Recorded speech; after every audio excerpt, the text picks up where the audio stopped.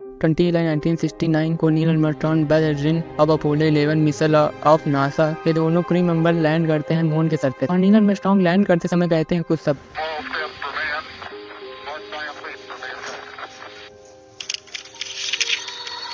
इस दौरान टेलीविजन पर अराउंड द वर्ल्ड 600 मिलियन से ज़्यादा लोग इस लाइव इवेंट को देख रहे थे एंड एंजॉय कर रहे थे। इन आज 50 साल से भी ज़्यादा हो गई, उसके बाद कोई भी वुमन ने मून पर पैर नहीं रखे हैं। ऐसा क्यों है, चलिए जानेंगे इस वीडियो में इसके बारे में।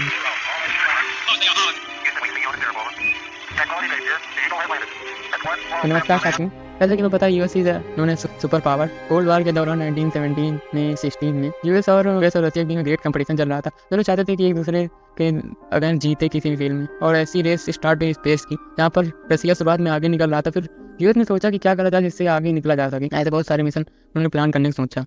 वहीं तब तक रशियन स्पेस क्राफ्ट ने यूरी गागरिन को ही स्पेस में उतार दिया, तो ये लोग और शॉक हो गए। रशिया की सफलता को देखकर तो यूएस के प्रेसिडेंट उन्होंने प्रॉमिस किया कि इस टिकट का आउट होते होते हम यूएस सिटीजन को मून पर उतार के रहेंगे। तो उन्होंने फिर इस पर बहुत सारे बिलियंस ऑफ पैसे खर्च किए गए। Around 24 billion over estimate cost आई है। कॉन्टिन्यूस हर ईयर पे 1961 से हर ईयर पे मिशन होते रहे। अपोलो 1, 2, 3 सभी ट्राई कर रहे थे कि कैसे हम एक तैयार हो सके फाइनल मिशन के लिए। फाइनली अपोलो 11 में वो लोग नासा डिसाइड करती है टू लैंड ऑन मून, जिसमें बैठे रहते हैं 3 क्रू मेंबर्स, जिसमें first Neil Armstrong and second थे एड्रिन, बज़ और थर्ड थे कॉलिन।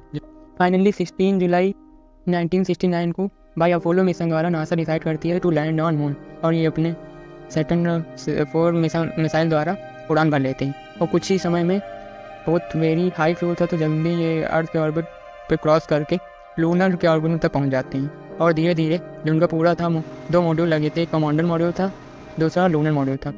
दोनों जब मून के ऑर्बिट में रिवॉल्व करते करते धीरे धीरे आपस में डिस्ट्रैक्ट हो जाते हैं, जिसमें एक तो ऑर्बिटल में रिवॉल्व करता है जिसका नाम था कमांडर मॉड्यूल, जिसमें कॉलिन बैठे थे, और दूसरा था लूनर मॉड्यूल जिसमें एल्ड्रिन, बज़ थे और नील आर्मस्ट्रॉन्ग। ये लैंड करता है मून पे।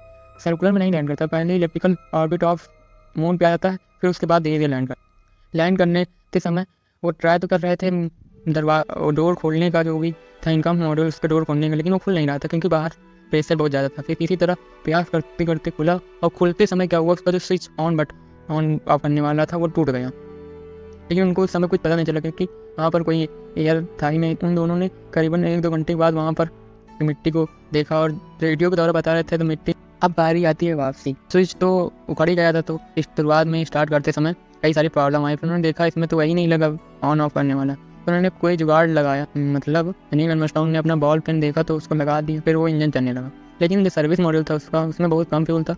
किसी तरह उन्होंने वहाँ से फिर से टेक ऑफ कर लिया। टेक ऑफ करने के बाद जो लूनर मॉड्यूल था वो जाके कमांडर मॉड्यूल में जुड़ गया, और ऑर्बिटर रिवॉल्व करते हुए किसी तरह बच के वो हमारे अर्थ में आ गया और पैसिफिक ओशियन में सॉफ्ट लैंडिंग करने में सफल हुआ, और उन लोगों की लाइफ भी बची। उसके बाद उनको कुछ दिनों के लिए 3 हफ्तों के लिए क्वारंटीन में रखा गया। लेकिन कुछ लोगों का कहना क्या ये इंसिडेंट सच है या फिर फेक है, क्योंकि रशिया और यूएस के बीच में वार चल रहा था, जिस वजह से हर एक कंट्री चाहते थे कि हम अपने आप को विनर दिखा सके। शायद इसलिए यूएस ने पूरा डिज़ाइन किया होगा और फिल्म किया होगा इस पूरे दृश्य को किसी स्टूडियो में, लाइक एरिया 51। ऐसी बहुत सारी कंस्पिरेसी थ्योरी हैं, चलिए जानने की कोशिश करते हैं और क्या इनमें से क्या सही हो सकती हैं और क्या नहीं। अकॉर्डिंग टू कंस्पिरेसी थ्योरीज, कुछ का कहना है कि पूरा सीन हॉलीवुड के कोई हिल्स में या फिर एरिया 51 में लिया गया है, और बताया जाता है कि अगर ऐसे तो वैक्यूम में हवा होती नहीं है, तो कैसे फ्लैग वहाँ पर मूव कर रहा था मून पर। इसका रीज़न बताया गया कि क्योंकि उनको मालूम था कि वहाँ पर वो नहीं है, जिस वजह से डाउन रहेगा फ्लैग, दैट्स वाई उन्होंने उसमें रॉड लगा दी थी, और पुट डाउन करने के समय वो मूवमेंट कर रहा था, जिस वजह से लगा कि। दूसरी कंस्पिरेसी ये बताई जाती है कि एक से ज़्यादा कैसे शैडो बन सकते हैं नील आर्मस्ट्रॉन्ग और एड्रिन, बज़ के मून पे, जो कि कैमरे द्वारा रिकॉर्ड करा गया है इमेजेस फोटो में। तो इसका क्लियरिफाई करा गया है कि एक तो सूर्य की तो शैडो बनेगी, तो उससे क्या था कि मून का जो सरफेस था वो भी रिफ्लेक्ट करता था, जिस तरह से बहुत अनमैन्ड अनस्ट्रक्चर शैडो देखने को मिली। और थर्ड कंस्पिरेसी ये उठती थी कि अगर इमेज लिया गया तो उसमें कोई स्टार्स क्यों नहीं दिख रहे थे, क्योंकि इसका आंसर ये कह सकते हो कि कैमरे की क्वालिटी सही नहीं थी, जिस वजह से वो ऐसा नहीं आया होगा। ऐसी बहुत सारे डिबंक किया है, थ्योरीज को डिबंक किया है यूएस एडमिनिस्ट्रेशन। करते हैं क्रिटिसिज्म अच्छे से हुआ है। ऐसा था नहीं कि हाँ वो लोग मून पे यूएस मून पे आया तो सभी लोग खुश होंगे, क्योंकि उस समय वियतनाम वार चल रही थी और ऐसे बहुत सारी क्राइसिस आ रही थी, इनइक्वालिटी ऑफ इनकम था, एजुकेशन की प्रॉब्लम थी, इस वजह से पब्लिक ज़्यादा खुश नहीं थी अचीवमेंट से। क्योंकि बहुत ज़्यादा पैसे बिलियंस ऑफ डॉलर्स खर्च हुए थे। अगर ये पैसे यूनिवर्सिटीज़ खोलने में लगाया जाता तो बहुत बहुत ज़्यादा बढ़ावा आता।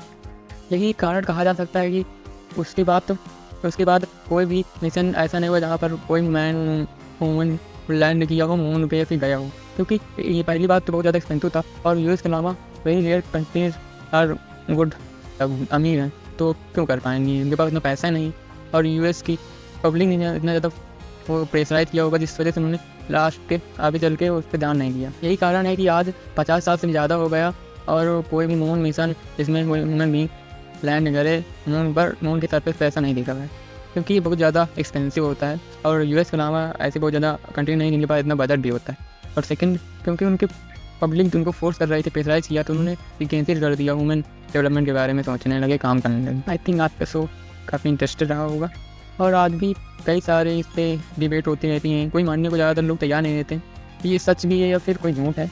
तो मेरा जो ओपिनियन है, हाँ जहाँ तक कि सच कह सकते हो, क्योंकि इतना पैसा इन्वेस्ट कहाँ पर होता बताएं। ओके, धन्यवाद, हरे कृष्ण।